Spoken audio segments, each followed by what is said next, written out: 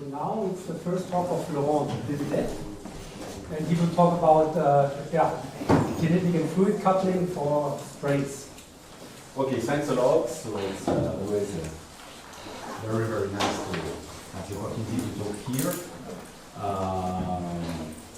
So for this series of lectures, I would like to present the subject of sprays. So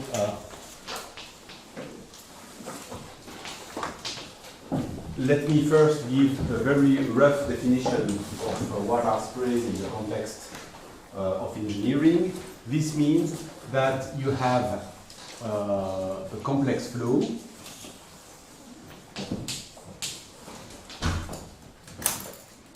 in which you have at least two phases.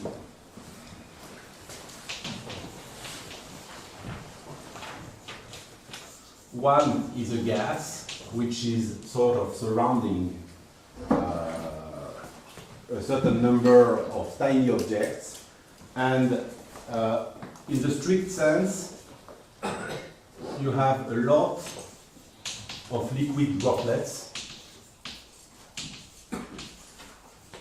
which are surrounded by the gas. So this is the definition of a spray. By a lot, it means that in a given macroscopic volume, you should have a number that you want in the equations to replace by infinity. So you can imagine really very, very many tiny droplets. But by extension, the term spray is also used in the case in which the dispersed phase is made out of tiny solid objects, like typically dust specks. So I will also say something of the case in which you have solid objects instead of liquid droplets. And the goal of this first lecture is to try to give you a panorama of the kind of models which are used in order to describe such a situation. And I will really stick to what is really used by the engineers. I will not try to invent my own models at this level. Let me say that I will need some material coming from fluid mechanics and some material coming from kinetic theory, and I would like to write down precisely the equations corresponding to those two different paradigms. So the first one is, let's say, for fluid mechanics. I will actually focus on two systems which are very old and very well known. So the first one is the compressible Euler. So Euler here means implicit, that is, you have no viscous effects in the flow.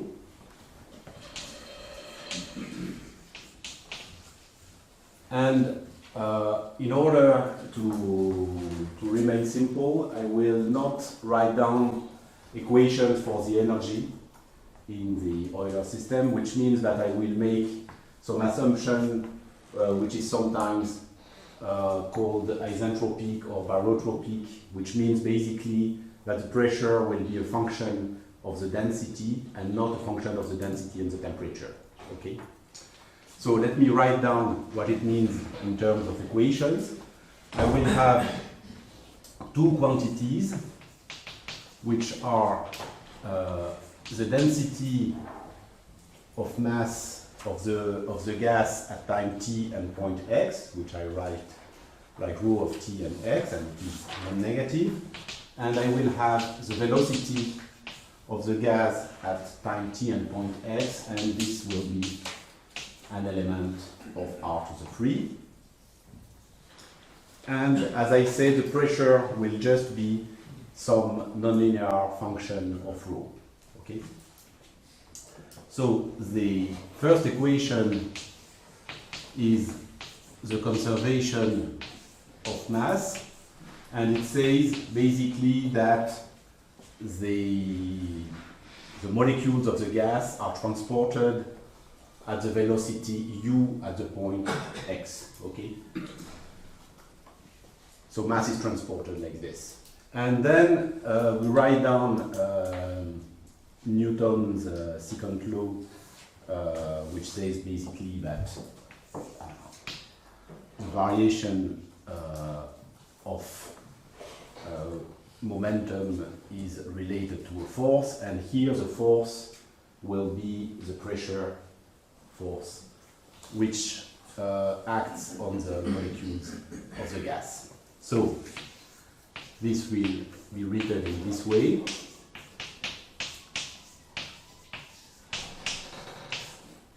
I take basically the momentum of the gas. It moves according to the velocity of the gas. So you have this part, and then you have to take into account the forces which are due to pressure.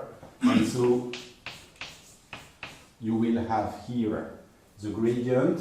So here I can put the pressure, but I will put actually directly the law of the pressure with respect to rho, and usually this is something which takes this form. So let's put here a parameter, I will call it beta, but it has to do of course with the gamma that you have in usual fluid mechanics.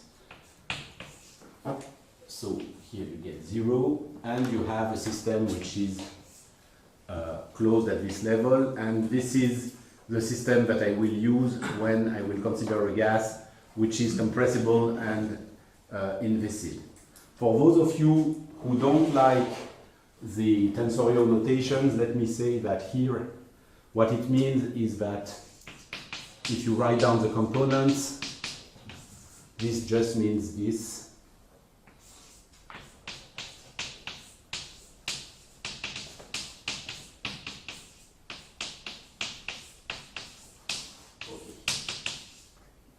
So this is the component y version of the Euler equations. So that is the first model I will use for fluid mechanics. And then there is a second model which can be found in many sprays which are simulated by the engineers, which is in some sense the opposite of this one, in the sense that compressible is replaced by incompressible and inviscid is replaced by viscous. And so this is the incompressible Navier-Stokes. So here Navier-Stokes means it is viscous equations. And well, formally you can get it out of this one by saying that now rho is a constant, and instead of having a pressure which is a function of rho, you put here basically something which is still an unknown and which will be fixed by the equation that you will have on the divergence of u, and you add the viscous term which will be a Laplacian of u. Okay? So when you write this in terms of equations, you end up with the following.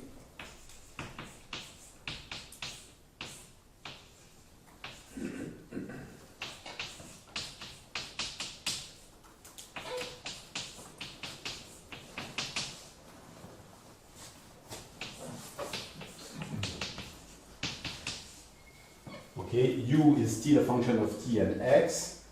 This is the divergence of u, so this is an incompressibility condition. And as I said, the p is now something which is free and which can be computed taking into account the divergence of u equal to 0. Once again, if you prefer components, let me say that this exactly means the following.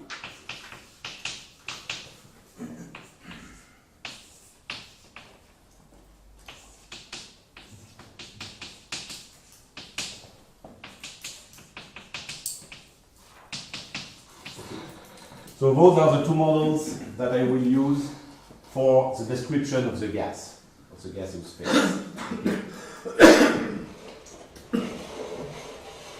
Those two models are extremely classical. They have been written for more than 100 years now.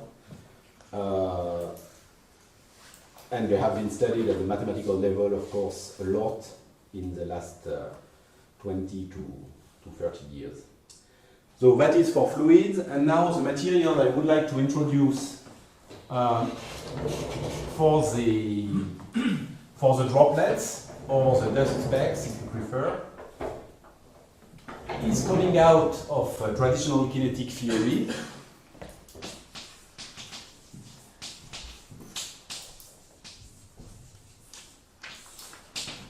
And it is basically the Vlasov equation for the density of droplets which at time t and point x will have the velocity v.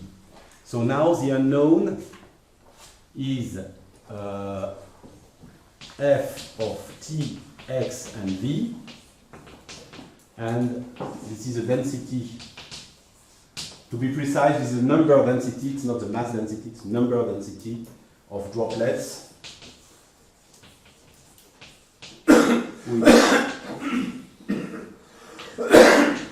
at time t and point x have velocity v. Here I am in the 3D setting, so x will be in R3 and v will also be in R3, t being negative, and I will write down the Vlasov equation, which looks like this. So the evolution of f is given by first order in terms of derivatives partial differential equation. And here it is important to write it in this way, with the divergence in V outside of the bracket here, because the force capital F, so actually one has to be a little careful, it's not really a force if you take mass into account, okay, it's a force if mass is equal to 1. So this quantity here anyway, it will be something which may depend on V, and which in fact will depend on V in the sequel, so that you really have to put it inside the divergence and not outside, as in the case, for example, of the Vlasov-Poisson equation, in which it does not depend on V. So here,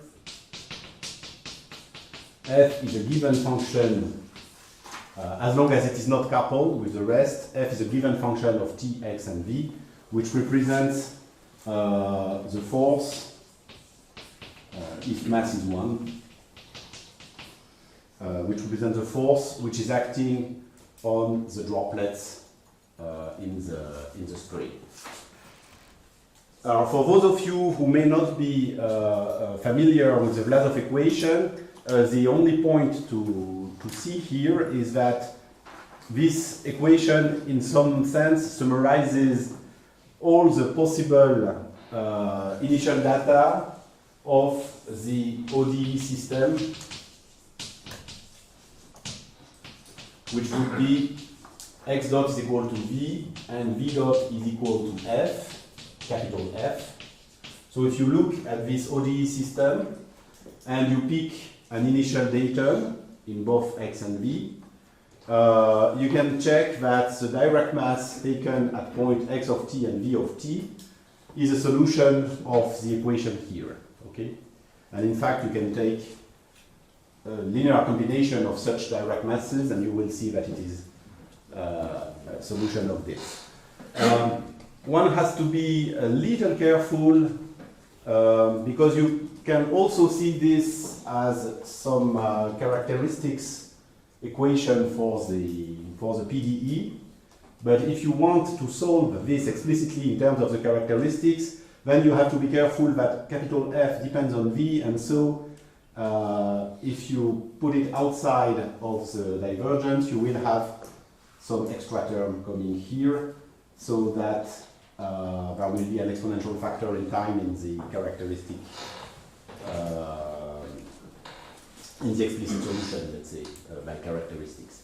I will say more about this probably in the second lecture, but let's say for this modeling part, let's just keep those two things.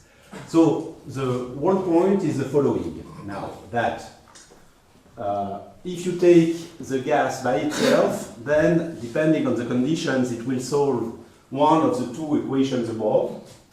And if you take the droplets by themselves in the vacuum, let's say, they will follow an equation like this, provided that you know the force which is acting on them. So for example, if force is gravity, then you can really solve it directly by this. Well, yeah. On the F, this is independent on the little f. So capital F is independent. Yeah, at this level, yes, and then it will be coupled actually more to the gas than to the droplets themselves. Okay. So if I see the equation itself, it is a linear equation. Yeah, up to now it is linear. Okay. Now the whole point is to couple this in a meaningful way and to transform the linear part here in something which is non-linear, because actually the capital F depends on the parameter of the gas.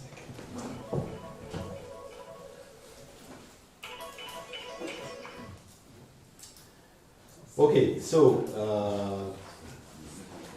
let me say that I will now present various levels of modeling for the sprays, and in order to keep it reasonable and in order for each let's say level of modeling to stay on only one blackboard, I will make a certain number of simplifying hypotheses that I want to discuss briefly. The first one is that I will only look in this series of lecture to the so-called monodisperse case, which means that all droplets have a radius r which is given and which is the same for all. Okay? So this is a big restriction which actually is not reasonable in most sprays which are used in engineering, and then if it's not the case, R will also become a variable in F here. Okay? It will be a parameter in the equation. Also, to say that R is not changing means, for example, that you do not take into account the processes of evaporation of the droplets or of compressibility of the droplets, which are actually important in certain applications. Like, for example, evaporation is really something very important when you look at combustion theory, which is one of the main applications of this theory. Okay. So for us, R is given once and for all, and it's the same for everybody. Then, in some sense, if I draw a little picture of the possibilities for the gas, here I put viscous and here inviscid, and here compressible and let's say here incompressible. Since I will use only the two settings which are on the upper blackboard, this means that I will look only at those two cases, and I will never look at the two other ones.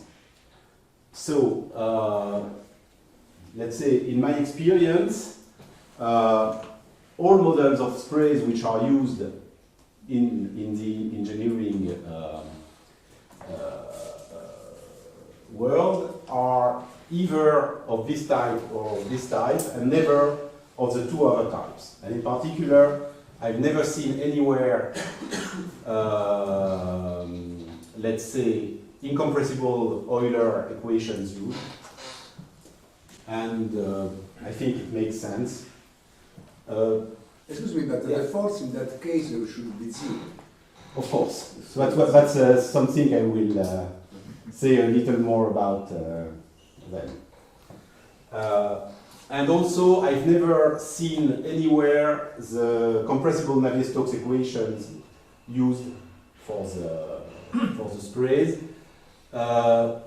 Here it is a little more complicated because sometimes you see, let's say, compressible Euler equations like here, but you add some turbulent viscosity, which makes it mathematically closer maybe to the compressible Navier-Stokes. And actually, I think in some sense it answers your question, like actually it's the turbulence which sort of creates the force, and which is or is not put in the equations at the end. That's one of the difficulties of the model. Okay, so I will treat only those two cases, and up to my knowledge, it is the only two ones which appear in the application. So finally, I would like to say that I will never look at energy equations. So no energy equations for the gas. And this is actually a simplification which is really just for didactical purposes.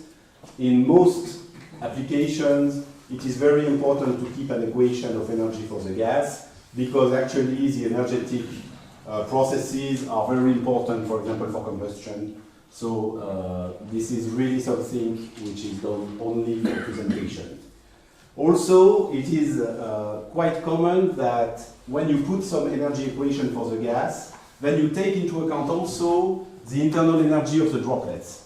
Now, droplets are not molecules. Okay, you have to have in mind the idea that somehow in a given macroscopic volume, the number of molecules will be like maybe 10 to the 20, or even a little more, depending on the rarefaction of the gas that you are considering.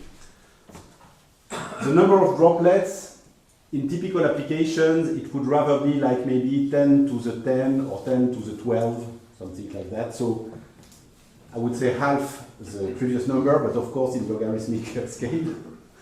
And if you look now at the size, the molecules, it's the order of size is rather nanometers, whereas for droplets, it's rather micrometers.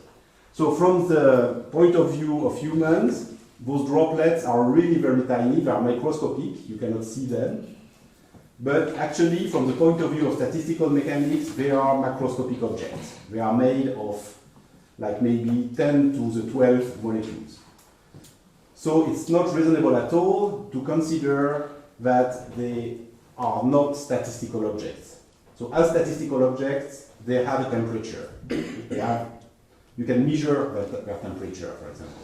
So it's really not like molecules, and not even like molecules which are not monoatomic. Okay? So typically in applications, you also include in F the temperature of the droplet.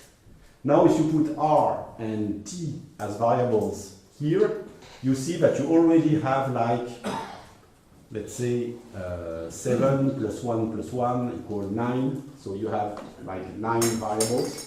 So as you can imagine, in practice, the only way to do simulations is really to use particle methods in which somehow the dimensionality is not as important as if you do direct or Euclidean methods. Just to give you an idea of the typical setting. Are you also ignoring the forces of the particles of the droplets over the gas? No. So this I will present now, and it is part of the discussion of the module.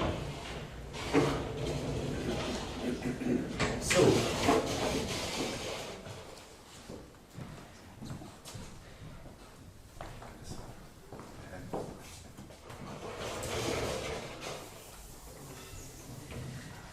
This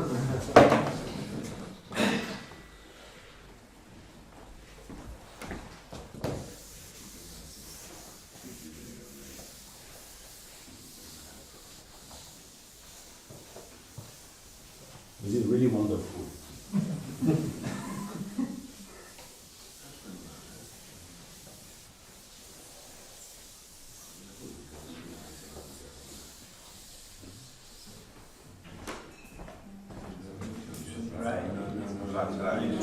Try first. Blue, only the blue. I'm yet not completely.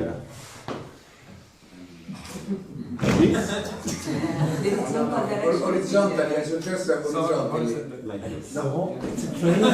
Show me, please. Non è per voi I'm not at the level.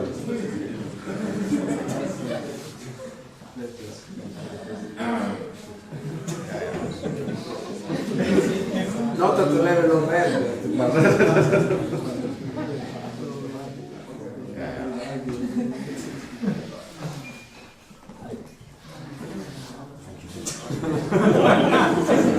I will finish this. I will finish on the right.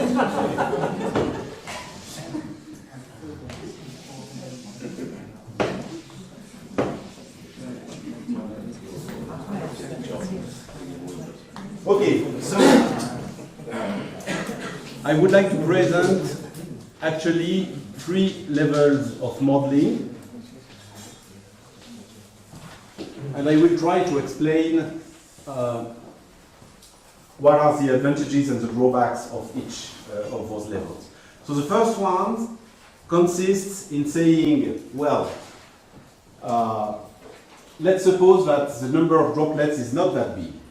In practice, this means it has to be less than 10,000. Then there is a chance that I will be able to solve all the equations inside and outside of the droplets. So this means that you take your domain, let's say R3, and you divide it in 2 domains, which are called omega G and omega L. G is for gas and L is for liquid here. And you say, well, I don't want to use this statistical point of view for the droplets. And I write the, let's say, incompressible Navier-Stokes equations for both phases. So this means that I have uj, which goes from omega j to R3, and ul goes from omega L to R3. I do not write the time variable here. And the equations will be typically, so if I select the viscous incompressible setting, sorry, like this.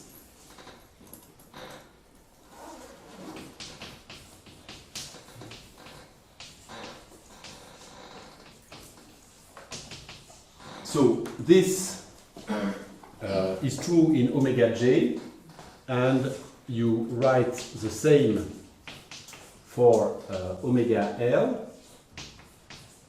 and maybe the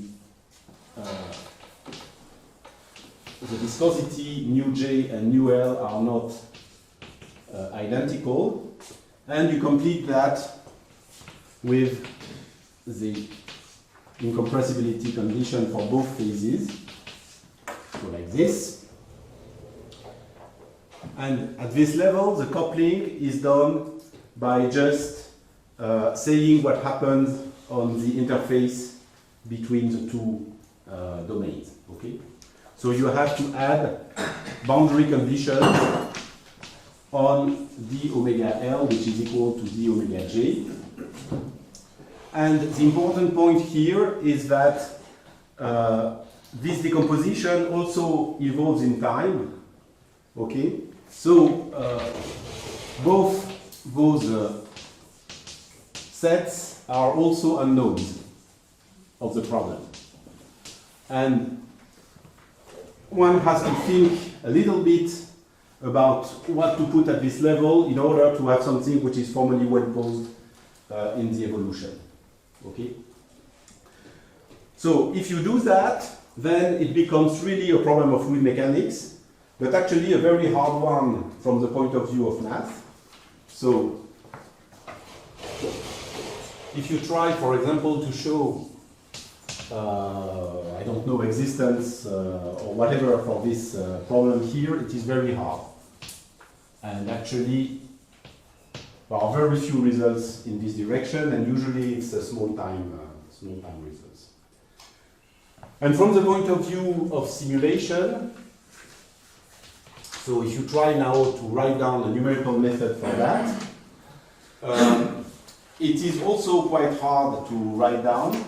But some people are really specialists of that, and in particular you can have a look to what is sometimes called the volumes of fluids, which is a method which is in general not really written as a discretization of PDEs, but rather something which comes directly from the modeling of the fluid at the physical level. But anyway, it's possible sometimes to relate it to a system like this. And the people who do that, typically, they can handle, as I told you, about 1,000, maybe 10,000 droplets. And for example, one of the specialists of this is Zaleski. Once again, it is something which is quite hard.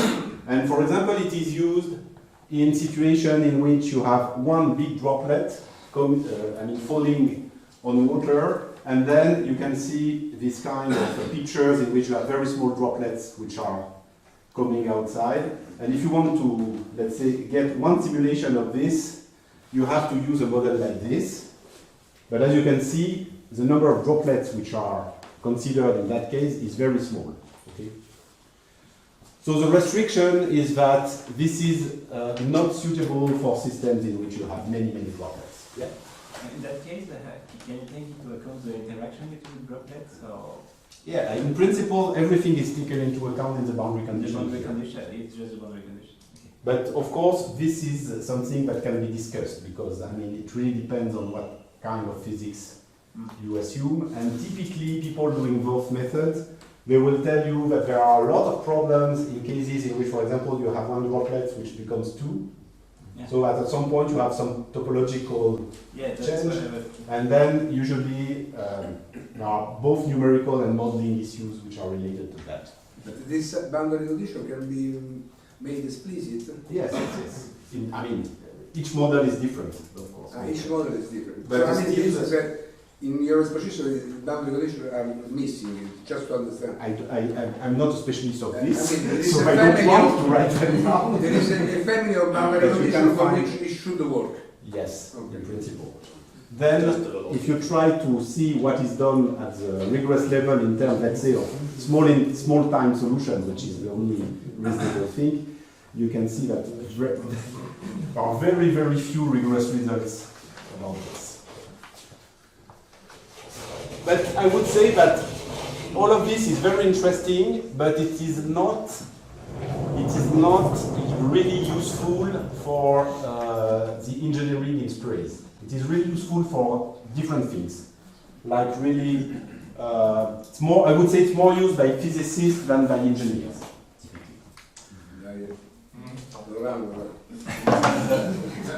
So, would there be a way to go from these to the kinetic? Of course, that is the grail. Of course, I will devote some time to investigate this. But you know too much. I mean, since you know the program to go from Newton to Boltzmann and Boltzmann to then you can guess what I will present anyway. No, but it's funny because you start with fluid go to Boltzmann and back before it.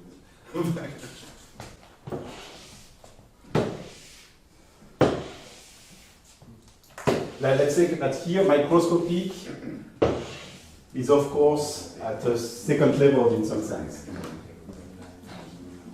I'm not as gifted as Mario, I'm sorry.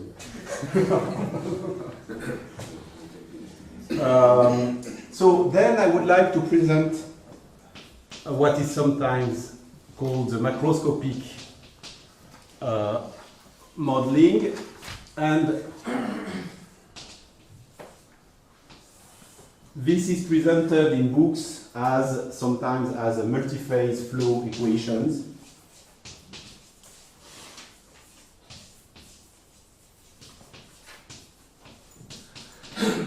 And this is actually something which is used by a huge number of engineers across the world in many different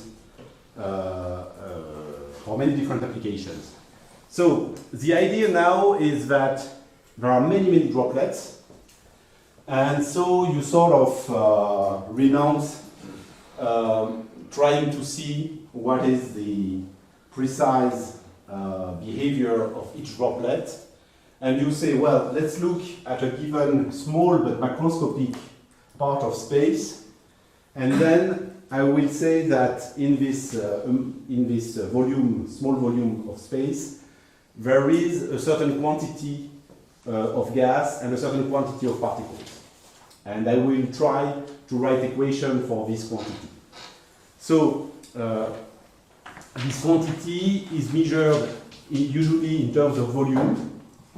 And the letter which is used is usually alpha.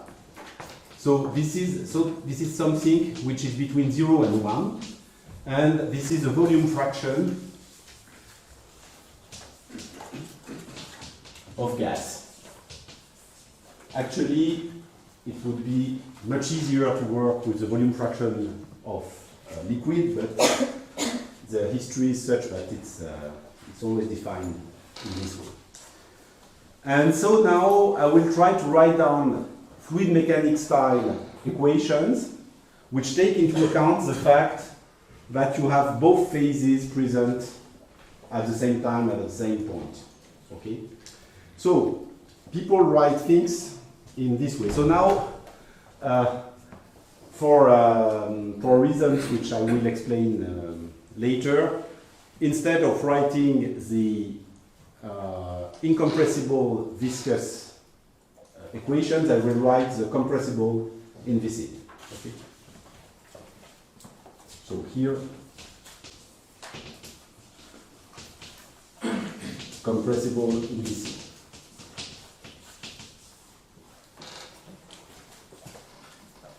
So then you start with the gas. So you say, well, the gas, now its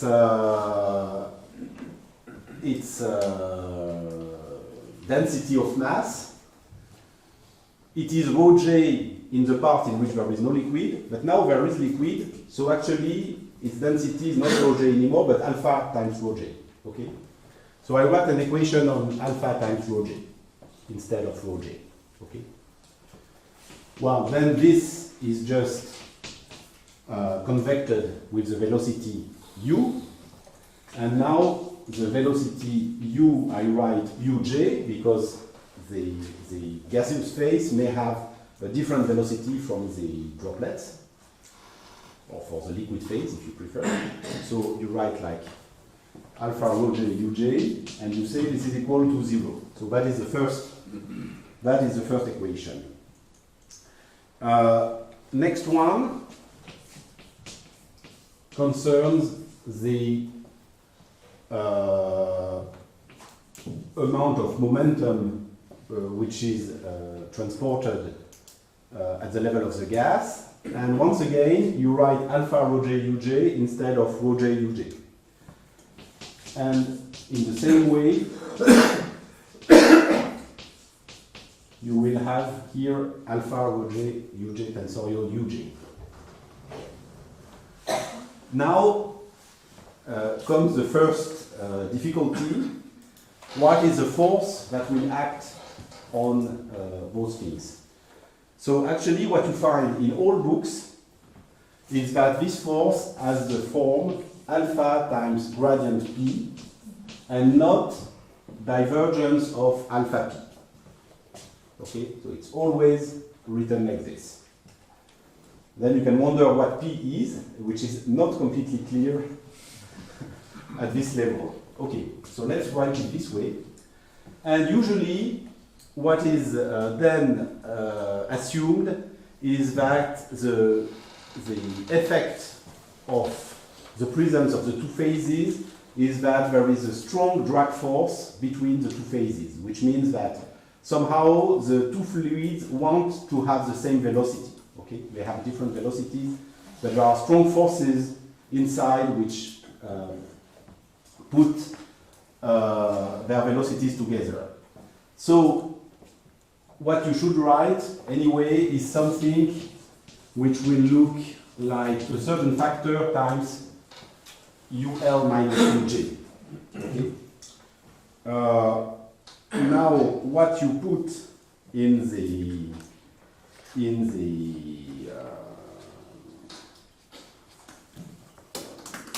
let's say let me just check that I have the right notation. So what you put here is a certain quantity which I will call D, and in each paper you have a different D. Okay? So it's not like it's something which is given to you easily by standard equations. So all the rest is common, I would say, to all the papers. But now the D which is here, it's something which has to be rediscussed for each application. So this is for the gas. Here it is supposed to be compressible and invisible. And then for the liquid, you say, well, let's do the same. But now, since the liquid is usually rather considered as incompressible, I will write the same type of equations, but you have to keep in mind that the rho L will actually be a constant. Okay? And for the pressure, I will not have a simple law of pressure in terms of the density. Okay? So let me write what you will get for the liquid.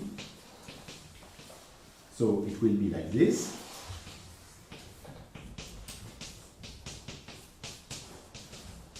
So now, for the liquid, remember that rho L is a constant. Okay? So it's really an equation on 1 minus alpha. That you write down. And the last one.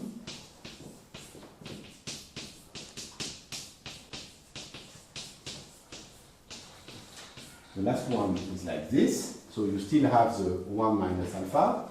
You add. Oh, sorry, there's a tensor. Yeah, just a utensil. Tensor is missing here. Sorry, and thanks. Like this. And then here you will put 1 minus alpha gradient p.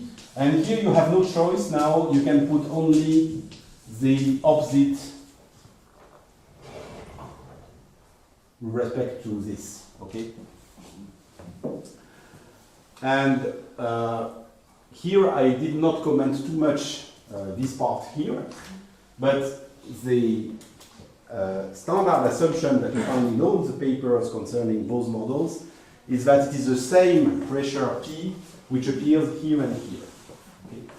And usually there is a comment which says that when you have two phases, actually the first thing that happens is that the pressure sort of which may be different at the beginning will become equal extremely soon, like at a time scale which is very short with respect to all the rest. Which I'm ready to believe this. Yeah, but I guess you need it for total momentum conservation, right?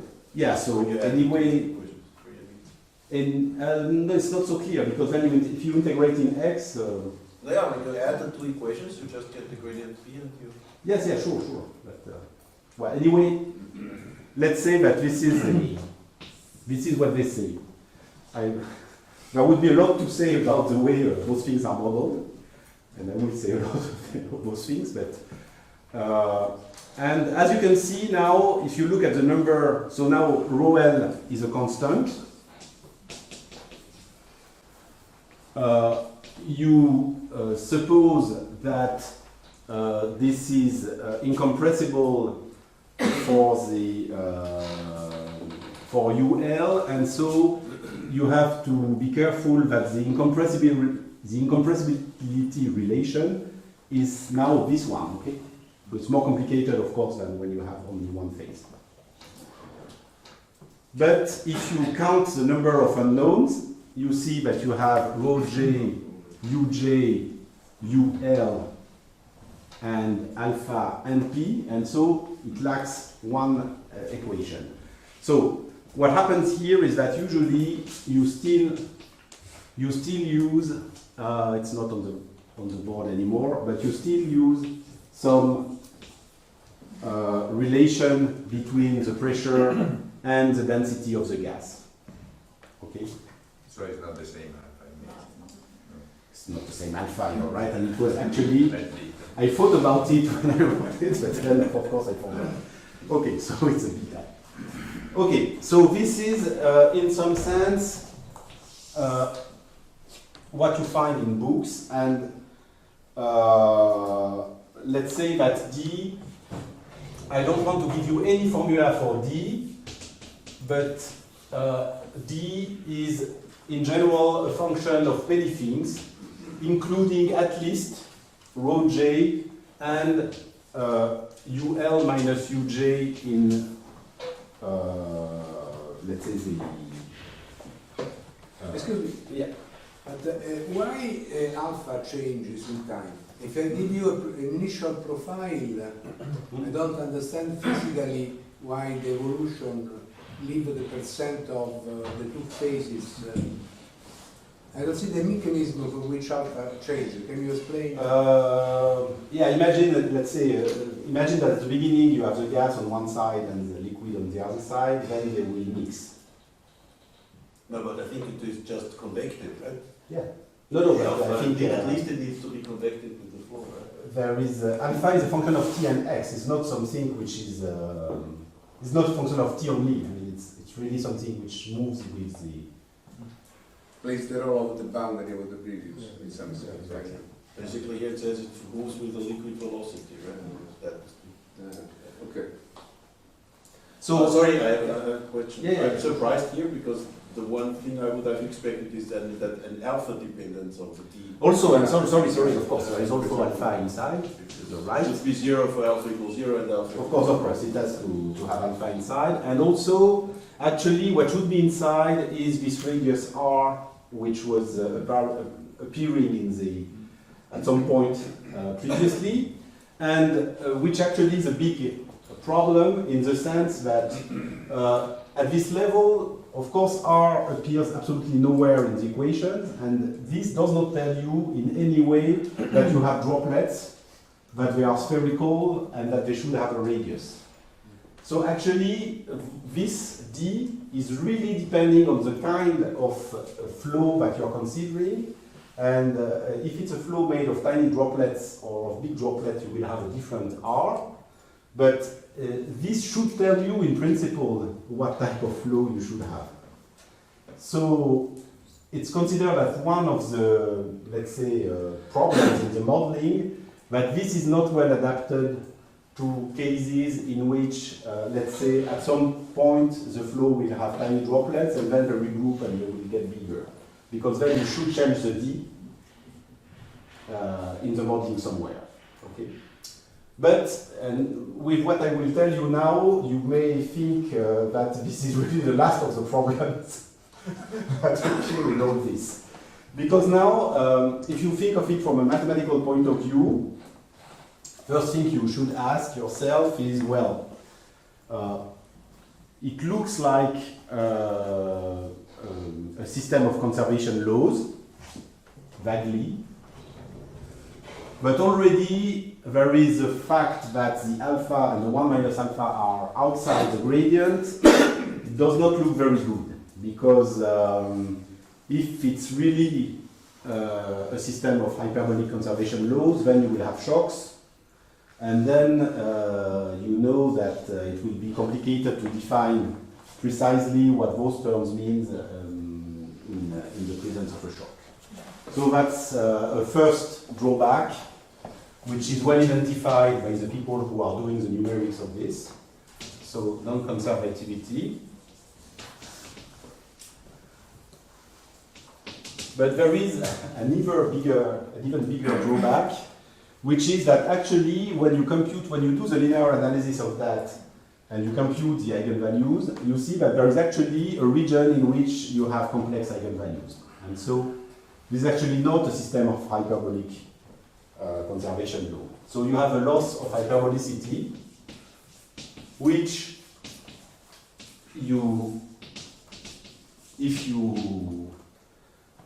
if you have some hope in this, you can say, well, maybe this is something which is not really visited in physical flows. Unfortunately, it seems that it is always visited by the physical flows. It is actually the region of hyperbolicity which is not that much visited by the real flows. So this means that you will amplify any perturbation, and actually this amplification will increase with the frequency, let's say, of the perturbation. And so it looks like it's completely hopeless, and that already the linear theory tells you that there is, let's say, both equations are imposed. Even the right-hand side doesn't help? So the right-hand side help in some sense, in the sense that when UL has become extremely close to UJ, then you are back to usual Euler equations, which are well posed. Yeah. So if you wait long enough, you will end up in a region which is not so bad. So some people actually think that all this is garbage and should be thrown away. The point is that this is really used in a lot of applications, and I don't want to frighten you, but this is really typically what is used to compute the thermohydraulics in the nuclear plants, for example. So, should not say that in Germany, that close to the French border. But anyway, this is really used by many engineers. So one of the answers why the engineers are confident with those equations and are still using them is that actually both flows are actually extremely turbulent. So that it is quite common to add, let's say, K epsilon style model of turbulence to those flows, which end up by adding, in some sense, some kind of diffusion here and here, which means that you will stabilize by the turbulence. I don't know if it's an oxymoron, but well, you will stabilize by turbulence actually the equations. So, I'm not an advocate of this, but I'm not a contender of this either. I just want to present to you what exists. If you're interested in those things, there is a book by Ishii, which is some kind of a Bible for all of this. Let me say, because I think it's maybe the most interesting part with respect to our community, that the way Ishii is sort of getting those equations out of something is typically that you start with the equations which are up there, so microscopic modeling, and you do some averages, which can be spatial averages, time averages, or more abstract averages, and then you try to identify terms, so you do closures,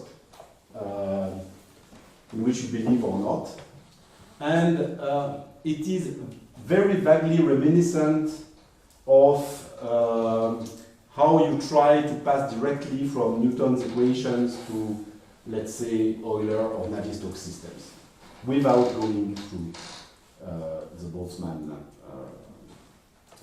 setting. Okay. So, I think today I will not have the time to present to you the mesoscopic modeling, which is actually the coupling between fluid mechanics and kinetic equations, so I will do that tomorrow.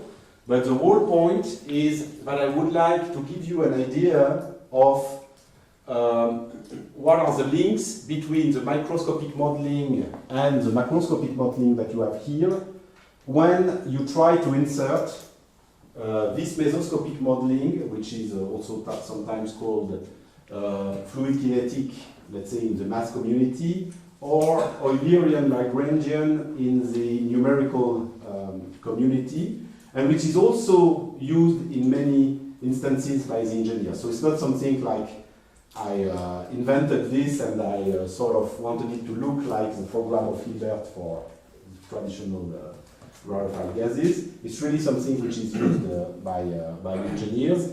And from my point of view, but this is also because I have a background in kinetic theory, it is a little easier to understand how you get from this to this when you put this intermediate state, which is some kind of a mesoscopic modeling for the sprays. Maybe I will stop now with your conclusion.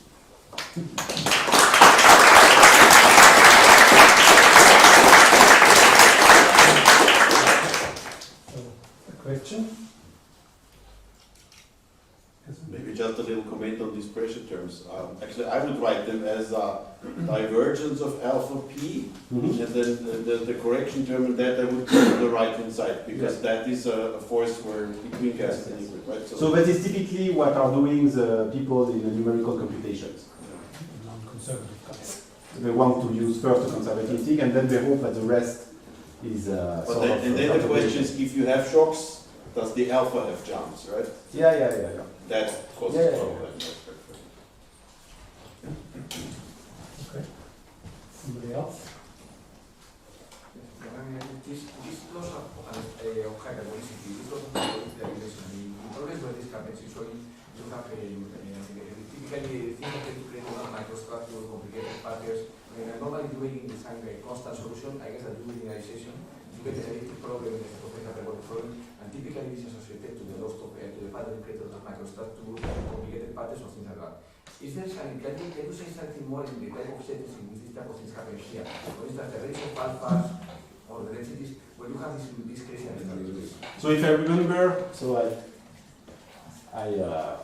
I just tell you what I remember from talks I heard in the past. You really can see that starting from constant states, because basically it's the only one you can really study linearly. Then usually you write things with only 4 variables, so you have to eliminate one here. So typically, I think in that case, you would use like maybe alpha, rho j, uj, and ul, and consider the pressure as a function of the rest. And so you get a 4x4 matrix. And actually, what will happen is that you will still have 2 real eigenvalues, but some 2 eigenvalues will become complex at some point. And so 2 of those quantities will sort of begin to sort of fluctuate very quickly. Now that I'm telling you that, I seem to remember that when you do this, instead of actually looking to the rho j, uj, etc., you really look rather to alpha rho j, uj, and those are the variables that you use in the linearization, if I'm not mistaken. Okay. So that's it. Thank you again. Thanks.